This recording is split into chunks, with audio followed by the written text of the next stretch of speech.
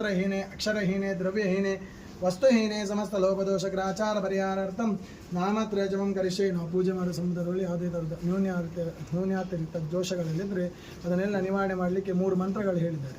ಅದು ನಾವೀಗ ಹೇಳೋಣ.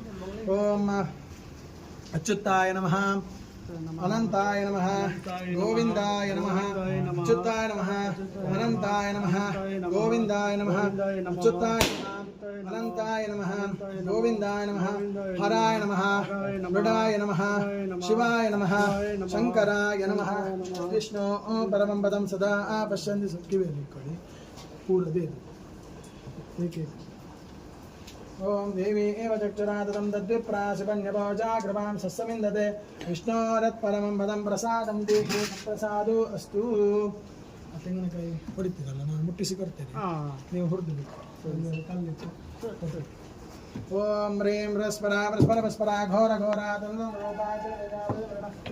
ಕಹ ಮಮ ಮಮ ಬಂದ ಬಂದಾಘಾತೆ ಗಾತೆ ಹುಂಬಡ. ಓಂ ಕ್ಲೀಂ ಕೃಷ್ಣಾಯ ಗೋವಿಂದಾಯ ಗೋಪೀ ಜನವಲ್ಲಭಾಯ ಪರಾಯ ಪರಮೋಷಾಯ ಪರಮಾತ್ಮನೆ ಹರ ಕರ್ಮ ಮಂತ್ರಯಂತ ತಂತ್ರ ಔಷಧಸ್ತ್ರಾಯ ಸಂವರ ಸಂವರ ದೇವರ್ಮೋಚಯ ಮೋಚಯ. ಓಂ ನಮೋ ಭಗವತೆ ಮಹಾಸುದರ್ಶನಾಯ ದೀಪ್ತೆ ಜ್ವಾಲಾಪರೀತಾಯ ಸರ್ವದಿಕ್ಷೋಪಣಕರಾಯ ಹುಂಬಟ್ ಬ್ರಹ್ಮಣೆ ಪರಂ ಜೋಷೇ ನಮಃ. ವಿದರ್ಶನರಪಿ ಮಹಾವಿಷ್ಣು. ಎಲ್ಲರಿಗೆ ಸಮುಕ್ತಿಸಿ ಆಯ್ತಾ.